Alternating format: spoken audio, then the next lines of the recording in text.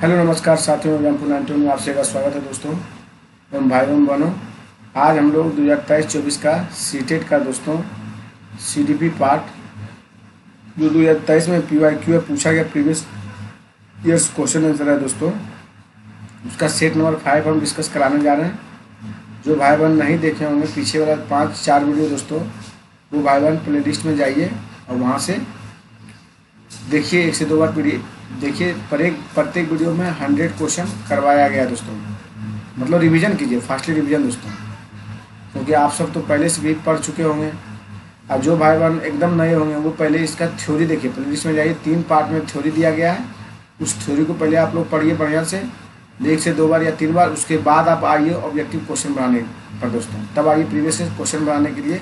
सिर्फ पेपर 1 का, ये पेपर 1 का दोस्तों, पेपर 2 का फिर हम बाद में प्रैक्टिस क्वेश्चन आंसर कराएंगे दोस्तों। उसका भी हम 3-4 पार्ट करा चुके हैं, 2-3 पार्ट और बचा है, उसको भी हम करा देंगे। जिन भाई बहनों को प्रैक्टिस सेट का PDF चाहिए दोस्तों, वो इस नंबर पर कॉल कीजिए, हम आपको उपलब्ध कराने का कोशिश करेंगे। नहीं दोस्तों, उपलब्ध करा देंगे, लेकिन उपलब्ध करा देंगे तब पर भी आप लोग नहीं बना पाइएगा, बनाइएगा। इसलिए आप लोग ज़्यादा करके वीडियो देखिए, आपको ज़्यादा समझ में आएगा। और उसके बाद हम मेरा टेलीग्राम चैनल है एग्जाम्पल 91 करके, वहाँ आप लोग ज्वाइन, वहाँ हम इसका धीरे धीरे PDF अपलोड करना शुरू करेंगे दोस्तों।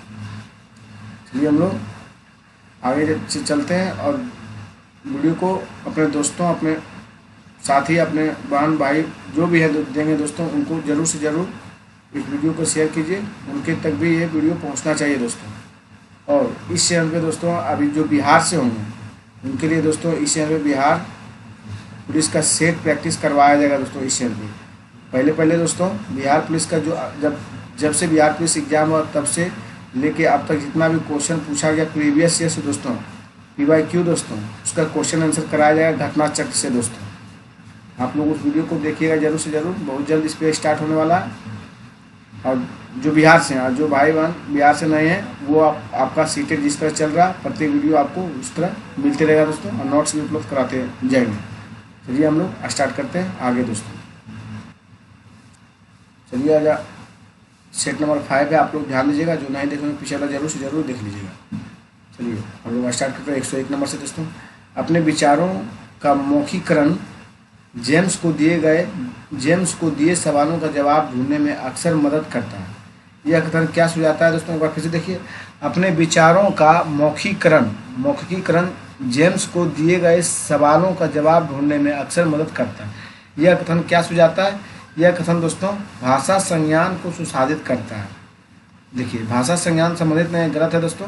जैव परिपक्वता नहीं होगा, उसमें दोनों होगा दोस्तों जिम्मेवार, विकास के लिए जिम्मेवार जैव परिपक्वता इन्वायरमेंट दोनों होगा दोस्तों, इसलिए ये गलत हो गया। भाषाई अभिव्यक्ति हस्तक्षेप से संज्ञान में देरी से आ जाना, ये भी गलत है दोस्तों। आपका होगा भाषा संज्ञान को सुसाधित करना दोस्तों, आपका 3rd नंबर सही होगा दोस्तों। चलिए हम लोग आगे बढ़ते हैं साथियों। चलिए क्वेश्चन नंबर 102 देखिए। जनरल क्या है? जनरल एक ऐसी अस्मिता है जो सामाजिक संरचनाओं द्वारा आकृति पाती है दोस्तों। आपका 100% सही है, ट्रू है दोस्तों। आपका कर्म धारण के समय पूर्ण, ये सब गलत है दोस्तों, ये भी तीनों गलत है दोस्तों। चलिए हम लोग आगे बढ़ते हैं। विभिन्न सामाजिक, आर्थिक और सांस्कृतिक पृष्ठभूमियों के बच्चों से युक्त कक्षा में विविध पाठ्यक्रम होने से संबंधित छात्रों के सीखने के अनुभव समृद्ध होते हैं। यह कथन क्या है दोस्तों? सही है, क्योंकि बच्चे अपने साथियों से कई कौशल सीखते हैं दोस्तों। 100% सही है। फिर से एक बार पढ़ लीजिए क्वेश्चन को। विभिन्न सामाजिक, आर्थिक और सांस्कृतिक पृष्ठभूमि के बच्चों से युक्त कक्षा में विविध पाठ्यक्रम होने से सभी छात्रों के सीखने के अनुभव समृद्ध होते हैं। यह कथन किसका है? सही है, क्योंकि बच्चे अपने साथियों से कई कौशल सीखते हैं। सही बात है दोस्तों, सही है, क्योंकि यह कक्षा में अधिक श्रेणीबद्ध। गलत है दोस्तों, श्रेणीबद्ध नहीं होता, गलत है, क्योंकि यह प्रतिस्पर्धा भी नहीं कराना, निगेटिव वर्ड है। भ्रमित भी नहीं करना, ये भी निगेटिव वर्ड है दोस्तों। चलिए हम लोग आगे बढ़ते हैं। अधिगम के लिए मूल्यांकन किस प्रकार का होना चाहिए दोस्तों? संदर्भित होना चाहिए। किस प्रकार का होना चाहिए? संदर्भित होना चाहिए दोस्तों। चलिए हम लोग आगे नेक्स्ट क्वेश्चन पढ़ते हैं दोस्तों। एक अध्यापिका द्वारा अपनाई गई कौन सी युक्ति विद्यार्थियों में सृजनात्मकता सोच को बढ़ावा देगी दोस्तों? ये होगा साथियों आपका ऐसी समस्या प्रस्तुत करना जिनके लिए नवाचारी समाधान खोजने की जरूरत है दोस्तों। आपका 4 सही है। क्या बोला गया, देखिए, एक अध्यापिका द्वारा अपनाई गई कौन सी युक्ति विद्यार्थियों में सृजनात्मक सोच को बढ़ावा देगा? ऐसी समस्याएं प्रस्तुत करें जिनके लिए नवाचारी समाधान खोजने की जरूरत हो। दोस्तों चलिए हम लोग आगे बढ़ते हैं। वंचित वर्गों से संबंधित विद्यार्थियों के सरल सफल समावेशन हेतु निम्न में से क्या जरूरी है? दोस्तों ये आपका उचित समायोजन जरूरी है। दोस्तों क्या है? उचित समायोजन। दोस्तों देखिए, वंचित वर्गों से संबंधित विद्यार्थियों के सफल समावेशन हेतु निम्न में से क्या जरूरी है? उचित समायोजन। दोस्तों चलिए आगे बढ़ते हैं। किस सिद्धांत पर समावेशन की विचारधारा आधारित है? दोस्तों ये आपका समता पर है। किस सिद्धांत पे? दोस्तों समता पे आपकी विचारधारा आधारित है। दोस्तों चलिए हम लोग आगे बढ़ते हैं साथियों। अवधान न्यूनता अतिक्रियाशीलता विकार से जूझते विद्यार्थी में निम्न में से कौन सा अभिलक्षण अक्सर पाया जाता है? दोस्तों चलिए ऑप्शन देखते हैं। उच्च स्तरीय तौर से व्यवस्थित होना, ये गलत है। दोस्तों उच्च स्तरीय तौर से नहीं होगा, ये निगेटिव वर्ड है। बहुत संचेत होना, ये भी आपका गलत हो जाएगा। लंबे निर्देशों को सुनते समय धैर्यवान, ये भी गलत है। दोस्तों आकुल होना, क्या होगा? आकुल होना। दोस्तों चलिए फिर से देखिए, अगर अवधान न्यूनता अतिक्रियाशीलता विकार से जूझते विद्यार्थी में से कौन सा अभिलक्षण अक्सर पाया जाता है? दोस्तों कोई भी चीज़ नया चीज़ सीखने के लिए दोस्तों व्याकुल होना, उसी को अवधान न्यूनता कहते हैं। तो ये आपका हो जाए आकुल होना। दोस्तों चलिए हम लोग आगे बढ़ते हैं। सृजनात्मक विद्यार्थियों के बारे में क्या सही है? सृजनात्मक विद्यार्थियों के बारे में निम्न में से क्या सही है? दोस्तों वे कार्य को समझने में काफ़ी समय लेते हैं, ये गलत है। दोस्तों वे कार्य को समझने में काफ़ी समय नहीं लेते सृजनात्मक विद्यार्थी। दोस्तों वे नवीन और मूल विचार सुझाते हैं, तो ये आपका सही है। वे अपने सहपाठियों के मुकाबले संज्ञानात्मक विकास से पिछड़े होते हैं, ये भी आपका गलत है। दोस्तों पिछड़े नहीं होते हैं। विषय वस्तु को समझने में काफ़ी मेहनत लगती है। दोस्तों ये भी आपका गलत है। दोस्तों विषय वस्तु देखते ही आप लोग काट दीजिए। चलिए हम लोग आगे बढ़ते हैं। स्वाधीनता कई प्रकार के क्षेत्रों में चुनौती पैदा करती है, फिर भी स्वाधीनता से जूझते विद्यार्थियों में से कौन सा सामर्थ्य होता है जिसका अध्यापिका सदुपयोग कर सकती है? दोस्तों ये हो जाएगा दोस्तों आपका व्यापक तथ्यात्मक जानकारी का प्रतिधारण। दोस्तों व्यापक तथ्यात्मक जानकारी का प्रतिधारण। दोस्तों फिर से देखिए, स्वाधीनता ऑटिज्म जिसे बोलते हैं दोस्तों, और स्वाधीनता कई प्रकार के क्षेत्रों में चुनौती पैदा करती है, फिर भी स्वाधीनता से जूझते विद्यार्थियों में से निम्न में से कौन सा सामर्थ्य होता है जिसका अध्यापिका सदुपयोग कर सकते हैं? तो व्यापक तथ्यात्मक जानकारी का प्रतिधारण। दोस्तों चलिए हम लोग आगे बढ़ते हैं। विद्यार्थियों में प्रभावशाली एवं अर्थपूर्ण अधिगम को बढ़ावा देने के लिए एक अध्यापिका को किस पर बल देना चाहिए? दोस्तों ये आपका पाठ्य सामग्री को वास्तविक जीवन संदर्भ से जोड़ने के लिए। दोस्तों किसको बल देना चाहिए? पाठ्य सामग्री को वास्तविक जीवन संदर्भ से जोड़ने के लिए। दोस्तों चलिए हम लोग आगे चलते हैं। निम्न में से कौन सा उपागम विद्यार्थियों को ज्ञान अर्जन की योग्यता को कमतर आंकता है? दोस्तों तो निष्क्रिय नकल। दोस्तों क्या बोला? निम्न में से कौन सा उपागम विद्यार्थियों के ज्ञान अर्जन की योग्यता को कमतर आंकता, सबसे कम आंकता, मतलब उसको निगेटिव बोल रहा है, तो आपका निष्क्रिय नकल ही होगा।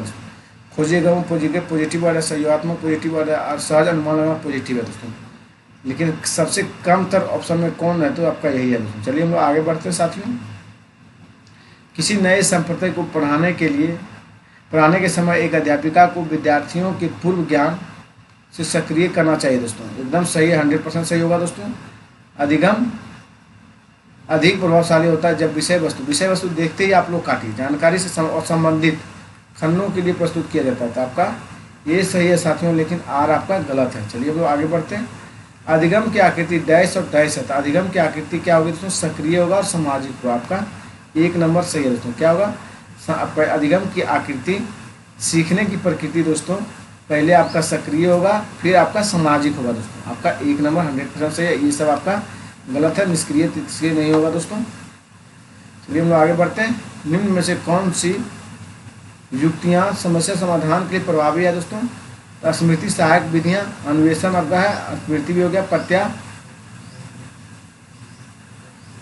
आपका प्रकार्यात्मक स्थिरता ये नहीं होगा। दोस्तों आपका हो जाएगा कलन विधि। दोस्तों ये ऑप्शन आपका 1, 2, 4 से है। दोस्तों फिर से देखिए, स्मृति सहायक विधियाँ दोस्तों आपका होगा, अन्वेषण आपका होगा, और आपका साथियों कलन विधि भी होगा। दोस्तों चलिए हम लोग आगे बढ़ते हैं। कथन 1, अध्यापिका को विद्यार्थियों को अपने विचार साझा करने के लिए प्रेरित करना चाहिए, चाहे वे विचार भ्रांतियाँ ही क्यों ना हो, ये गलत हो जाएगा दोस्तों। सॉरी रुक जाइए, देखिए क्या बोला गया, तो देखिए कथन ये है, एक अध्यापिका को विद्यार्थियों को अपने विचार साझा करने के लिए प्रेरित करना चाहिए। जो विचार भ्रांतियाँ, मतलब गलत ही क्यों ना हो, सही बात है दोस्तों। भ्रांतियाँ विद्यार्थियों द्वारा गठित सहज सिद्धांत होती है जो अधिगम सीखने की प्रक्रिया में महत्वपूर्ण होती है। एकदम सही है दोस्तों। मतलब भ्रांतियाँ मतलब दोस्तों गलतियाँ विद्यार्थी द्वारा गठित सहज सिद्धांत है दोस्तों। गलती करते हुए ही बच्चा सीखता है दोस्तों, पहले गलत करेगा तभी सीखेगा साथियों। इसलिए ये यार दोनों सही है, आगे का सही स्पष्टीकरण भी है। ये हम लोग आगे बढ़ते हैं। संवेग और संज्ञान के संदर्भ में कौन सा कथन सही है? संवेग और संज्ञान दोस्तों संतुलित उत्साह भागीदारी और अधिगम को बढ़ाता है दोस्तों। क्या होता है? संतुलित उत्साह भागीदारी को अधिगम को बढ़ाता है दोस्तों। आपका दो सही है दोस्तों। चलिए हम लोग आगे बढ़ते हैं। विद्यार्थियों को किस प्रकार के लक्ष्य निर्धारित करने के लिए प्रेरित किया जाना चाहिए दोस्तों? महारत्न उन्मुखी दोस्तों। क्या होगा? महारत्न उन्मुखी। चलिए हम लोग आगे बढ़ते हैं। डैश अधिगम को सकारात्मक रूप से प्रभावित करता है, जो कि जबकि डैश नकारात्मक रूप से प्रभावित करता है दोस्तों। देखिए चर्चा जो है स्कीमा सक्रियता अधिगम को सकारात्मक रूप से प्रभावित करता है, और अधिगम आवश्यकता नकारात्मक रूप से, आवश्यकता लग गया तो नकारात्मक रूप से होगा दोस्तों, प्रभावित करता है। लेकिन विचार ये सब गलत है, नकल तकल नहीं करना है दोस्तों। ये आपका पॉजिटिव वर्ड है, लेकिन यहाँ एक नेगेटिव एक पॉजिटिव पूछ रहा है दोस्तों। इसलिए चलिए हम लोग आगे बढ़ते हैं। राष्ट्रीय शिक्षा नीति 2020 किस प्रकार शिक्षा शास्त्रों को प्रस्ताव रखती है दोस्तों? ये आपका अधिगम कर्ता केंद्रित होगा दोस्तों। राष्ट्रीय शिक्षा नीति 2020 किस प्रकार शिक्षा शास्त्रों का प्रस्ताव रखती है? तो अधिगम केंद्रित दोस्तों। चलिए हम लोग आगे बढ़ते हैं। अधिगम कर्ता केंद्रित मतलब अधिगम कर्ता मतलब दोस्तों विद्यार्थी केंद्रित दोस्तों, मतलब बच्चा केंद्रित होगा, परीक्षा केंद्रित नहीं होगा। ये सब गलत है आपका, ये भी गलत है, ये भी गलत है दोस्तों। चलिए हम लोग आगे बढ़ते हैं। एक समावेशी कक्षा में पढ़ने वाला छात्र सौरभ निम्नलिखित विशेषताएं दर्शाता है। पुस्तक को पढ़ाते समय तो स्वयं के बहुत नज़दीक या बहुत दूर पकड़ता है, बार बार आँख झपकाता है और एक आँख बंद करता है और उसकी आंखों में लालिमा होती है। तो दोस्तों चाक बोर्ड को लिखी बस विषय वस्तु गलत पढ़ता है, ये गलत है दोस्तों। ये विशेषताएं निम्न किस परिस्थिति की ओर संकेत देता है दोस्तों? ये देता है दृष्टिवादिता दोस्तों। क्योंकि देखिए सॉरी दोस्तों, गलत नहीं ना होगा, फिर से देखिए। एक समावेशी कक्षा में पढ़ने वाले छात्र सौरभ निम्नलिखित विशेषताएं दर्शाता है। पुस्तक को पढ़ते समय या तो स्वयं को बहुत नज़दीकी या बहुत दूर से पकड़ता है दोस्तों। इसका मतलब उसे दिखता नहीं है दोस्तों। बार बार आंख झपकता है और एक आंख बंद करता है और उसकी आंखें में लालिमा होती है। ये भी चाक बोर्ड पर लिखी वस्तुओं गलत पढ़ता है दोस्तों, मतलब उसे दिखाई नहीं देता, दृष्टिबाधित है दोस्तों। चलिए हम लोग आगे बढ़ते हैं। क्वेश्चन नंबर 122 होगा दोस्तों। आपकी कक्षा का एक विद्यार्थी प्रतिस्पर्धात्मक वातावरण के बारे में और आशंकित और चिंतित रहता है। एक अध्यापिका के तौर पर आपको लगता है कि, चलिए हम लोग देखिए, एक अध्यापिका के तौर पर आपको लगता है कि ये नंबर देखिए, उच्च स्तर की शैक्षिक आशंका लोगों को अभिप्रेरित और जिम्मेवार रखती है और एक साधारणीय और समृद्ध जीवन के लिए मदद करती है। विद्यार्थियों को बढ़ी हुई समस्या और बेचैनी की भावात्मक डर पैदा होता है, जो विद्यार्थी की एकाग्रता शक्ति और स्मृति पर प्रभावित करता है। ये आपका सही है दोस्तों, लेकिन ये आपका गलत है। उच्च स्तर की शैक्षिक आशंका लोगों को अभिप्रेरित और जिम्मेवार रखती है, ये गलत है दोस्तों। आपका ए गलत है लेकिन बी सही है दोस्तों। चलिए हम लोग आगे बढ़ते हैं। बच्चों द्वारा की गई त्रुटियां क्या दर्शाता है दोस्तों? बच्चों द्वारा की गई त्रुटियां बच्चों को चिंतन प्रक्रिया को वयस्कों को गुणात्मक रूप से अलग है दोस्तों। क्या दर्शाता है? बच्चों को चिंतन प्रक्रिया को वयस्कों से गुणात्मक रूप से अलग है। चलिए हम लोग आगे बढ़ते हैं।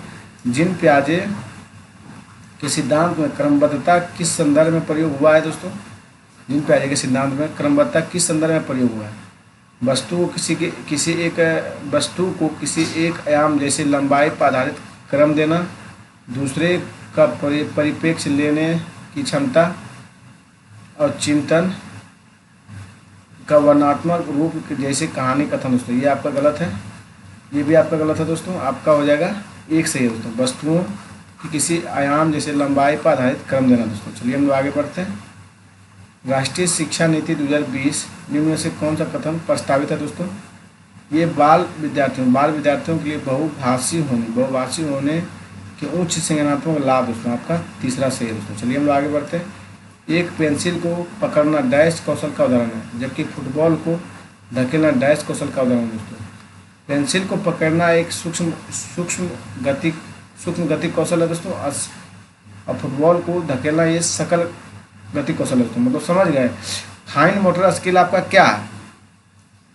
सूक्ष्म गति को दोस्तों आपका एक पेंसिल को पकड़ना, ये क्या हुआ? फाइन मोटर स्किल, मतलब सूक्ष्म गति कौशल। और ग्रॉस मोटर स्किल दोस्तों आपका हो गया, ये हो जाएगा आपका फुटबॉल को धक्का मारना दोस्तों, ये ग्रॉस, बड़ी मांसपेशियां आपका काम कर रहा है इसमें दोस्तों। चलिए हम लोग आगे बढ़ते हैं। विकास के संदर्भ में कौन सा कथन सही नहीं है दोस्तों? विकास एक और निरंतर तरीके से होता है, और निरंतर नहीं होता, निरंतर होता है दोस्तों, आपका यही गलत है दोस्तों। विकास की देखिए, बच्चों जो सही है उसको पढ़िए। बच्चों की विकास दर भिन्नताएं होती है, सही बात है। विकास प्रकृति और पालन पोषण के जटिल संपर्क का परिणाम, ये भी बात सही है। तो विकास अपेक्षा के व्यवस्थित रूप से होता है, ये भी सही है दोस्तों। चलिए हम लोग आगे बढ़ते हैं। डैश और डैश प्रारंभिक बाल्यावस्था के दौरान बच्चों की प्राथमिक सामाजिकरण की संस्थाएं हैं, परिवार है दोस्तों, और आपका आस पड़ोस है। बच्चों परिवार और आस पड़ोस प्रारंभिक बाल्यावस्था के दौरान बच्चों की प्राथमिक समाजीकरण की संस्थाएं हैं दोस्तों। चलिए हम लोग आगे बढ़ते हैं। जीन पियाजे के संज्ञानात्मक विकास के सिद्धांत के अनुसार अधिकतर बच्चे किस स्तर पर सामाजिक मुद्दों को न्याय के प्रति समझ स्थापित कर लेते हैं? ये होगा आपका औपचारिक संक्रियात्मकता दोस्तों। क्या होगा? जीन पियाजे के संज्ञानात्मक विकास के सिद्धांत के अनुसार अधिकतर बच्चे किस स्तर पर सामाजिक मुद्दों और न्याय के प्रति समझ स्थापित कर लेते हैं? औपचारिक संक्रियात्मकता दोस्तों। चलिए हम लोग आगे बढ़ते हैं। एक विद्यार्थी निरीक्षण करता है कि क्षण ए और क्षण बी लंबी है, क्षण बी से लंबी है, और क्षण बी और क्षण सी से लंबी है। इस निरीक्षण के आधार पर विद्यार्थी यह निष्कर्ष निकालता है कि क्षण ए और क्षण सी लंबी है, परंतु जब यही समस्या उससे मौखिक रूप से पूछी जाती है तो वह सही निष्कर्ष नहीं निकाल पाता। पियाजे के सिद्धांत के अनुसार विद्यार्थी संज्ञानात्मक विकास किस अवस्था में दोस्तों? मूर्त संक्रियात्मक अवस्था में। एक बार फिर से इसको देखिए दोस्तों। मूर्त संक्रियात्मक अवस्था आपका याद रखिए कितने से कितने वर्ष के एज के बच्चे में होता है? 7 से 11 वर्ष के बच्चे में दोस्तों होता है। 7 से 11 वर्ष के बच्चे में। देखिए संविधि का दोस्तों 0 से 2 वर्ष के। औपचारिक फॉर्मल स्टेज दोस्तों ये आपका हो जाएगा, फॉर्मल ऑपरेशनल स्टेज आपका ये आपका हो जाएगा +11 वर्ष के बच्चे में दोस्तों। पूर्व संक्रियात्मक तो 2 से 6 वर्ष के बच्चे में होगा दोस्तों। चलिए हम लोग आगे बढ़ते हैं। एक बार फिर से क्वेश्चन पढ़ लेते हैं दोस्तों। एक विद्यार्थी निरीक्षण मतलब चेक करता है कि क्षण ए क्षण बी से लंबी है, मतलब क्षण बी क्षण सी से लंबी है। इस निरीक्षण के आधार पर विद्यार्थी यह निष्कर्ष निकालता है कि क्षण ए और क्षण सी से लंबी है, परंतु जब यही समस्या उससे मौखिक रूप से पूछी जाती है तो वह सही निष्कर्ष नहीं निकाल पाता। पियाजे के सिद्धांत के अनुसार विद्यार्थी संज्ञानात्मक विकास किस अवस्था में? तो मूर्त संक्रियात्मक अवस्था में है दोस्तों। चलिए हम लोग आगे बढ़ते हैं। निम्न में से किसे लॉरेंस कोहलबर्ग द्वारा वर्णित किया गया दोस्तों? निम्न में से किसे लॉरेंस कोहलबर्ग के द्वारा वर्णित किया गया है? तो सामाजिक अनुबंध विन्यास का सिद्धांत। इससे सामाजिक अनुबंध और विन्यास का सिद्धांत है दोस्तों। चलिए हम लोग आगे बढ़ते हैं। राजेश 3री कक्षा का विद्यार्थी एक समस्या का समाधान खोजने में जूझ रहा था। यह देखकर उसकी अध्यापिका ने उसे संकेत दिया जिसके आधार पर वह समस्या का समाधान कर पाया। ले वाइगोत्स्की की शब्दावली में अध्यापिका ने पाठ प्रदान करके राजेश को डैश पाने की मदद की दोस्तों। ये हो जाएगा संयुक्त विकास का क्षेत्र। क्या होगा? संयुक्त विकास का क्षेत्र दोस्तों। चलिए हम लोग आगे बढ़ते हैं। निम्नलिखित में से किस सिद्धांतकारी ने अधिगम के संदर्भ में सामाजिक संरचनावाद पर जोर दिया दोस्तों? ये हो जाएगा ले वाइगोत्स्की। क्या होगा?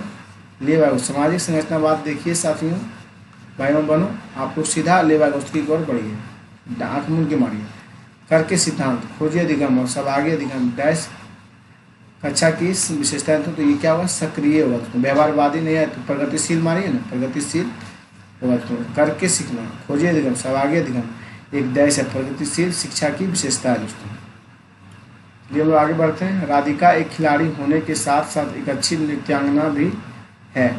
हार्वर्ड गार्डनर के अनुसार उसके पास 10 प्रकार की बुद्धि है दोस्तों। तो क्या कौन सा बुद्धि है? तो इसे शारीरिक गतिक बुद्धि कहते हैं, क्योंकि नृत्यांगना दोस्तों शारीरिक गतिक बुद्धि के संबंध में आता है। राधिका देखिए, हार्वर्ड गार्डनर में दोस्तों 9 बुद्धि सिद्धांत है। कुल कितने? 9 बुद्धि सिद्धांत दिए हैं दोस्तों। नौवों को आप लोग याद कीजिए, जो वीडियो नए देखेंगे 3 पार्ट दोस्तों, उसमें जाके देखिए नौवों को ऊपर हम चर्चा किए हुए हैं। आपको खुद समझ में आ जाएगा क्वेश्चन कहाँ से आएगा। राधिका एक खिलाड़ी होने के साथ साथ एक अच्छी नृत्यांगना भी है, और हार्वर्ड गार्डनर के अनुसार उसके पास 10 प्रकार की बुद्धि है। तो ये शारीरिक बुद्धि के अंतर्गत आता है दोस्तों। चलिए हम लोग आगे बढ़ते हैं। राष्ट्रीय शिक्षा नीति 2020 के अनुसार प्राथमिक स्तर तक के बच्चों की शिक्षा के लिए 10 को प्राथमिकता दी जाती है दोस्तों। तो मातृभाषा की, किसकी जाती है? मातृभाषा की दोस्तों। चलिए हम आगे बढ़ते हैं। कौन सा कथन लिंग रूढ़िवादिता को दर्शाता है दोस्तों? लड़कियां लड़कों की तरह शैक्षिक क्षेत्र में सक्षम है। ये आपका बराबर की दर्शाता है, इक्वलिटी बराबर है। दोस्तों लड़कियां हमेशा अच्छा व्यवहार करने वाली, कोमल और भावुक, ये गलत है दोस्तों। यही आपका जेंडर लिंग रूढ़िवादिता को दर्शा रहा है दोस्तों, क्योंकि लड़की ही अच्छा व्यवहार करने वाली, कोमल और भावुक थोड़ी होता है दोस्तों। लड़का भी कोमल और भावुक हो सकता है, अच्छा व्यवहार करने वाला। यह आपका यही आपका लिंग रूढ़िवादिता का उदाहरण है दोस्तों। चलिए हम लोग आगे बढ़ते हैं। क्वेश्चन नंबर आगे देखिए। अभिकथन एक ऐसी कक्षा जिसमें विविध सामाजिक आर्थिक परिप्रेक्ष्य से संबंधित विद्यार्थी है, जहाँ वहाँ अध्यापिका को मानकीकृत पाठ्यक्रम के इस्तेमाल से बचना चाहिए। कारण आप देखिए, बच्चे बहुत अच्छे से सीखते हैं जब वे बाह्य रूप से अभिप्रेरित हो। सही विकल्प चुने तो ए और आर दोनों सही है। आर ए का सही गलत है दोस्तों। ये मानकीकृत देखते हुए आप काट दीजिए, पहला ए तो गलत हो गया, अब बी भी आपका सॉरी दोस्तों, काटना नहीं है यहाँ पे। क्या बोला? पहले क्वेश्चन देखिए, फिर से पढ़िए। एक ऐसी कक्षा जिसमें विविध सामाजिक आर्थिक परिप्रेक्ष्य से संबंधित विद्यार्थी हैं, जहाँ अध्यापकों को मानकीकृत पाठ्यक्रम इस्तेमाल से बचना चाहिए दोस्तों। ये बात एकदम सही है दोस्तों, बचना चाहिए। मानकीकृत पाठ्यक्रम का इस्तेमाल ही नहीं करना चाहिए दोस्तों। बच्चे बहुत अच्छे से सीखते हैं, और जब वे बाह्य रूप से विपरीत हो तो ये आपका गलत है दोस्तों। ये सही है, लेकिन आर आपका गलत है साथियों। चलिए हम लोग आगे बढ़ते हैं।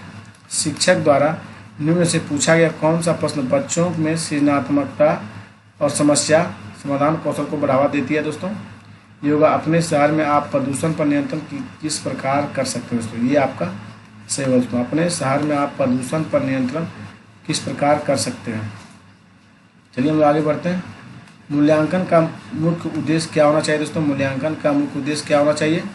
देखिए, विद्यार्थियों द्वारा अधिगम प्रक्रिया महसूस की जाने वाली चुनौतियों और उनके समर्थ को समझना दोस्तों मूल्यांकन का मुख्य उद्देश्य है दोस्तों। मूल्यांकन का क्या मुख्य उद्देश्य है दोस्तों? विद्यार्थियों द्वारा अधिगम प्रक्रिया में महसूस की जाने वाली चुनौतियों और उनके सामर्थ्य को समझना दोस्तों। चलिए हम लोग आगे बढ़ते हैं। छोटे बच्चे ज्ञान की संरचना और अर्थ किस प्रकार निकालते हैं दोस्तों? तो ये आपके सक्रिय अन्वेषक के द्वारा होता है, फिर आपका खेल द्वारा दोस्तों, फिर पदार्थों पर क्रिया प्रयोग द्वारा दोस्तों, फिर सहपाठियों और वयस्कों सहभागिता द्वारा दोस्तों। आपका सभी सही दोस्तों, 1 2 3 4 चारों सही दोस्तों। चलिए हम लोग आगे बढ़ते हैं साथियों। एक शिक्षक होने के नाते आप अपने छात्रों की समस्या समाधान क्षमताओं को किस प्रकार सुसाध्य कर सकते हैं दोस्तों? समस्याओं को इस्तेमाल को बढ़ाकर दोस्तों, समरूपों के इस्तेमाल को बढ़ावा देकर दोस्तों। आपका 3 से दोस्तों। क्या बोला गया? फिर से देखिए, एक शिक्षक होने के नाते आप अपने छात्रों को समस्या समाधान क्षमताओं को किस प्रकार सुसाध्य कर सकते हैं? समरूपों के इस्तेमाल को बढ़ावा देकर दोस्तों। चलिए हम लोग आगे बढ़ते हैं। निम्न से अधिगम का कौन सा परिप्रेक्ष्य यह कहता है कि ठोस प्रलोभन और पुरस्कारों द्वारा विद्यार्थियों को सीखने के लिए अभिप्रेरित किया जा सकता है? ये व्यवहारात्मक हो। क्या होगा? व्यवहारात्मक दोस्तों।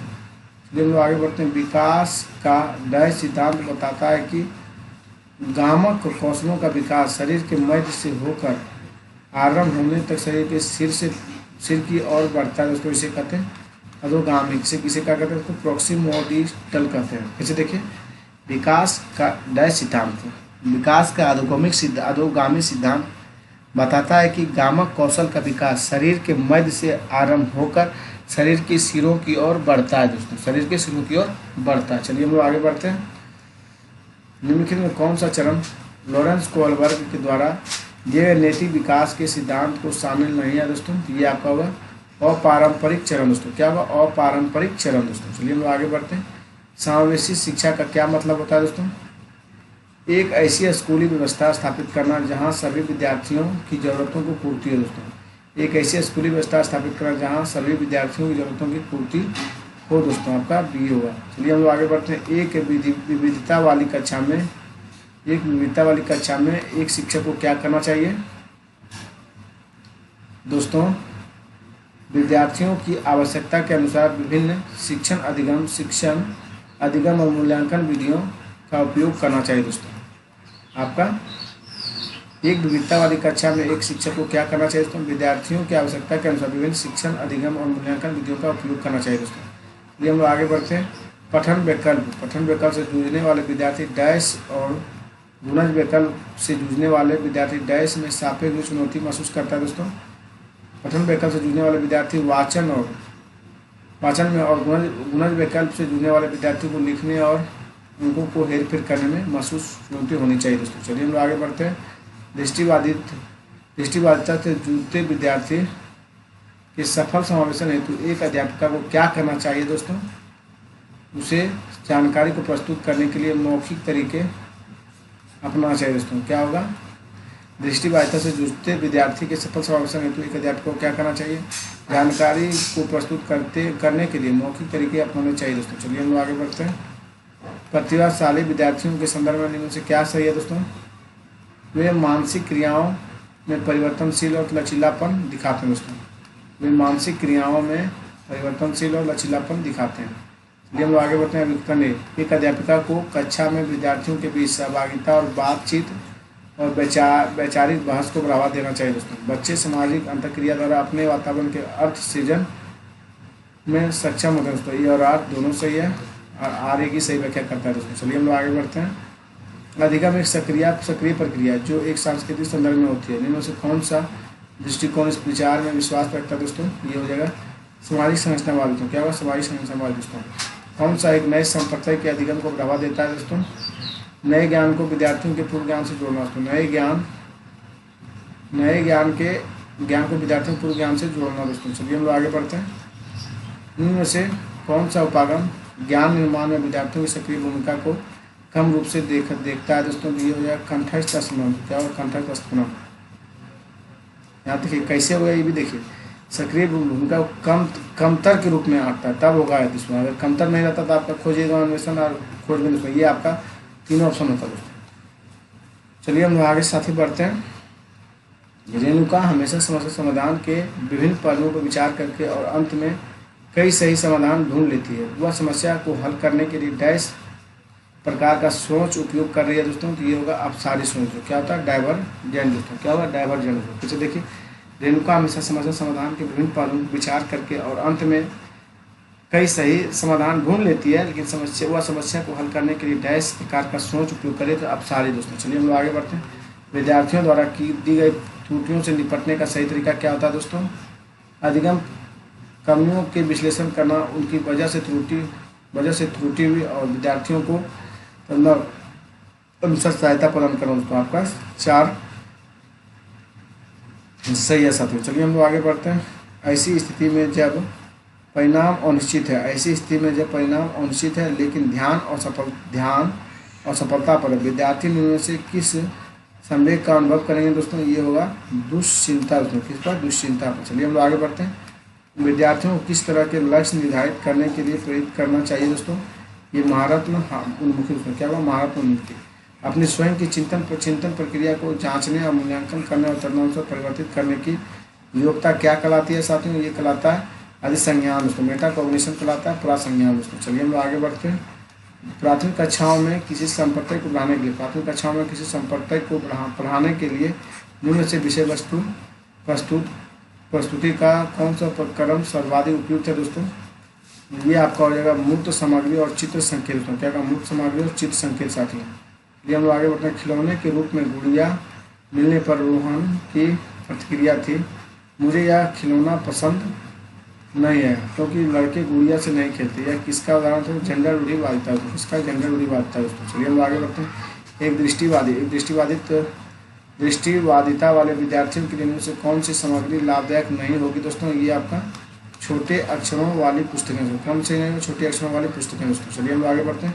वह विकल्प में जो उन संदर्भों का सही चुनाव करता है जिनमें बच्चों के लिए अधिगम हो पाता है। इसमें देखिए तो खेल कूद हो जाएगा आपका, खेल कूद, घर हो गया, फिर कक्षा कक्ष हो गया दोस्तों आपका, एक दो तीनों दोस्तों। चलिए हम लोग आगे बढ़ते हैं।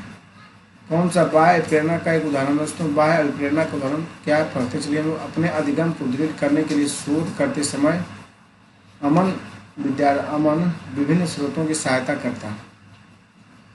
देखिए बाह्य प्रेरणा है, ये नहीं है दोस्तों, गलत है।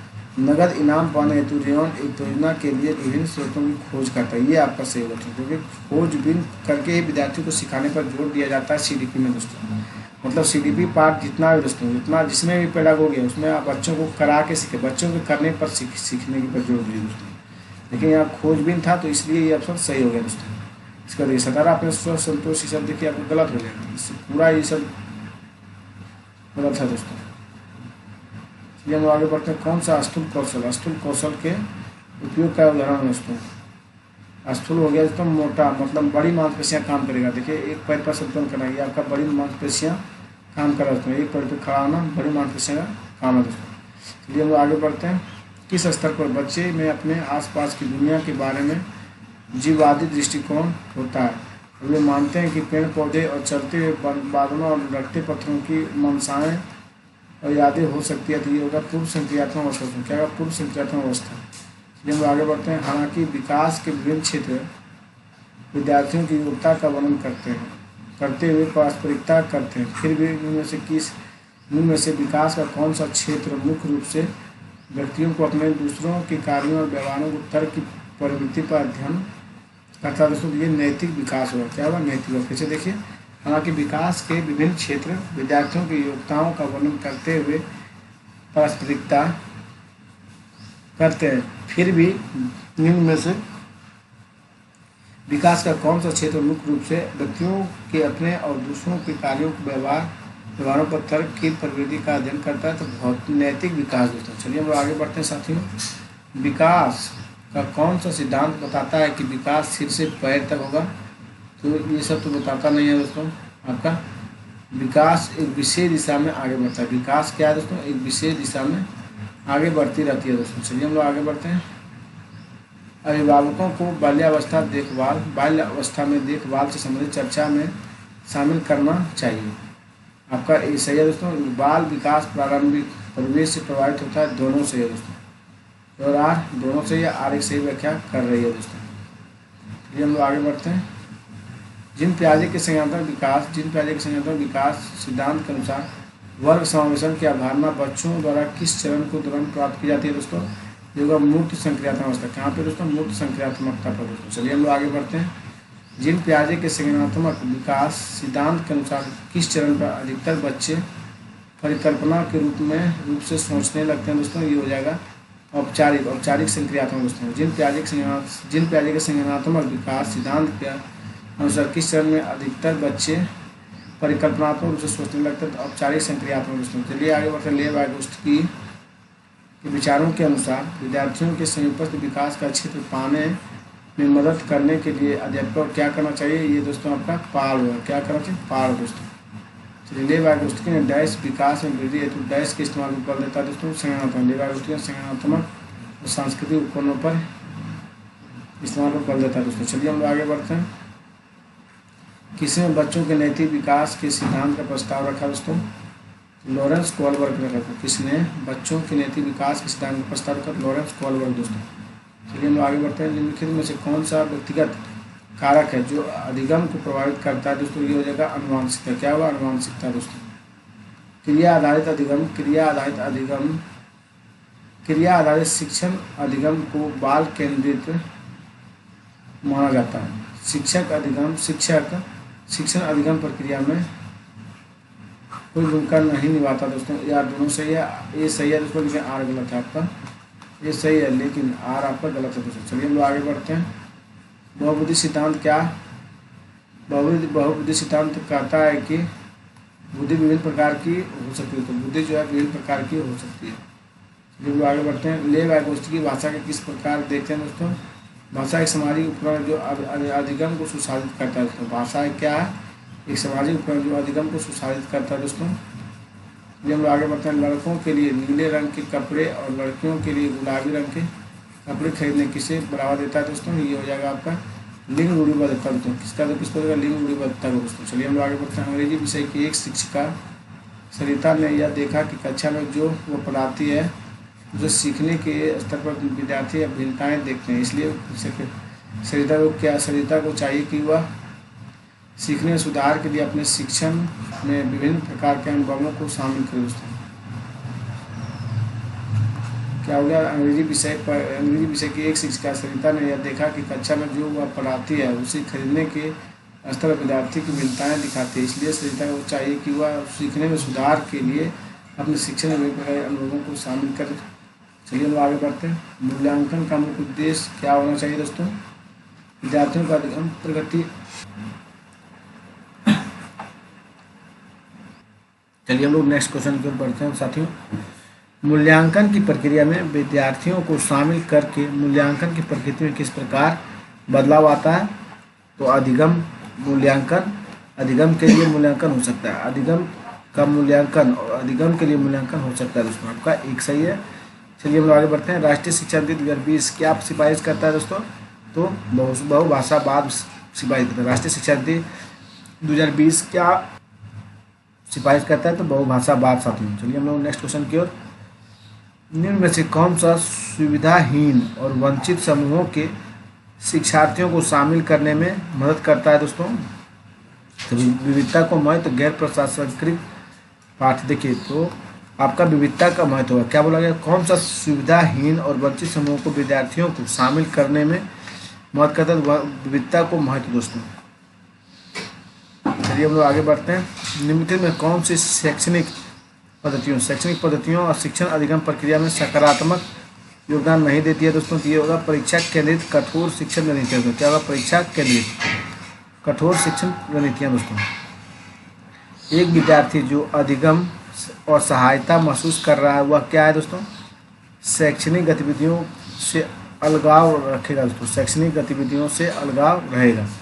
एक विद्यार्थी जो अधिगम और सहायता महसूस कर रहा है वह क्या होगा? शैक्षणिक गतिविधियों से अलगाव रखेगा।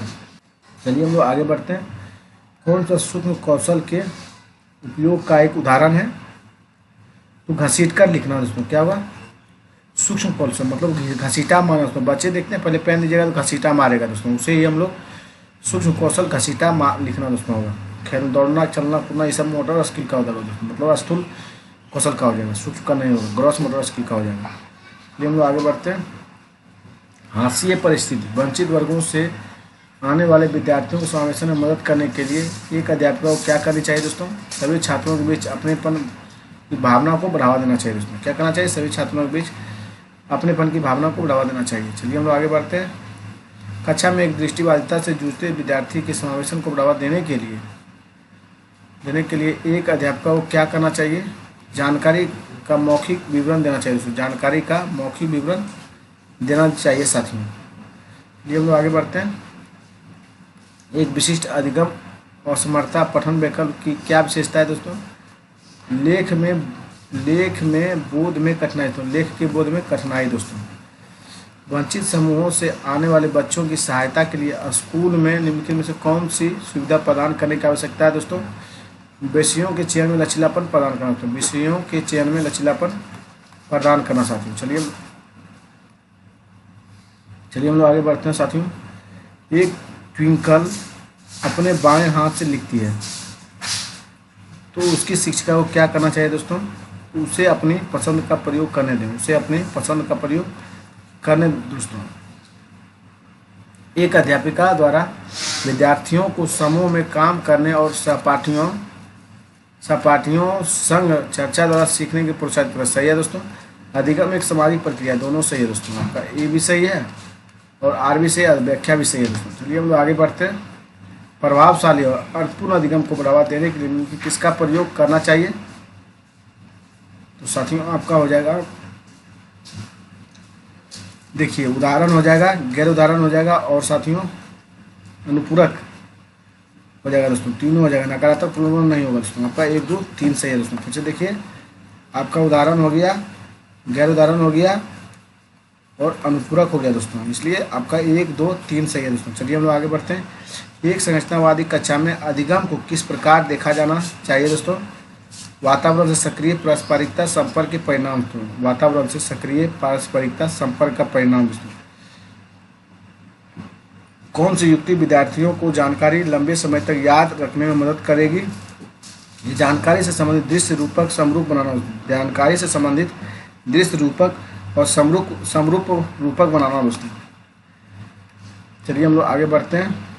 क्वेश्चन देखिए 97, यदि एक शिक्षक विद्यार्थियों में समस्या समाधान क्षमताएं विकसित करना चाहता है तो उसे निम्न से किससे बचना चाहिए दोस्तों? विद्यार्थियों को प्रेरित करना कि वे कार्य को जैसे भी जल्दी करें, विद्यार्थियों को प्रेरित करना कि वे कार्य को जैसे भी जल्दी करें। चलिए हम लोग आगे बढ़ते हैं। विद्यार्थियों की त्रुटियों के संबंध में अध्यापिका को क्या करना चाहिए? चारों ऑप्शन पहले पढ़िए दोस्तों, हम तो डायरेक्ट टिक कर देते हैं, लेकिन दोस्तों आप लोग एग्जाम में बैठिएगा तो पहले चारों ऑप्शन को पढ़िएगा, तभी आप सही स्थान पर काटते हुए पहुँचिए। देखिए नकारात्मक प्रलोभन नहीं होगा, ये गलत है। दंड भी नहीं होगा। उन अधिगम कमियों को खोजना जिनकी वजह से त्रुटियाँ हो रही, ये आपका 100% ट्रू है दोस्तों। त्रुटियाँ की उपेक्षा करना ये भी गलत है दोस्तों। चलिए हम लोग आगे बढ़ते हैं साथियों। संज्ञान और भावनाएं डैश हैं, एक दूसरे स्वतंत्र है, गलत है। एक दूसरे कभी कभार, ये भी गलत है। एक दूसरे के पारस्परिक संबंध है दोस्तों, आपका थर्ड सही है दोस्तों। चलिए हम लोग आगे बढ़ते हैं। एक विद्यार्थी जो बार बार मिलने वाली असफलताओं का कारण उसकी योग्यता की कमी को मानता है, उसमें कौन सा भाव पैदा हो सकता है दोस्तों? अधिगम निस्सहायता। तो अधिगम निस्सहायता कौन सा करेगा? अधिगम निस्सहायता। थैंक यू दोस्तों, आपका 200 को मतलब 100 क्वेश्चन कंप्लीट कर दिया गया सेट नंबर 5 का। साथियों आप भाई बहनों से यही गुजारिश है, आप लोग इस वीडियो को जरूर से जरूर देखिए और अपने दोस्तों के बीच शेयर कीजिए वीडियो। धन्यवाद।